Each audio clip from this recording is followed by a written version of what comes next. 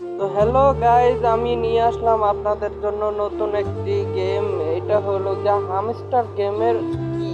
তো দেখেন আপনারা কিভাবে আমি এটা সলভ করি। এটা এদিকে, এটা এদিকে, এই এরকম করে এইগুলা। এই তো কাছাকাছি চলে এসেছি আমরা। এই তো হয়ে গেছে অনেকগুলা। এই থ্যাংক ইউ ভেরি মাচ। এই যে হয়ে গেছে। লাইক করার জন্য ধন্যবাদ।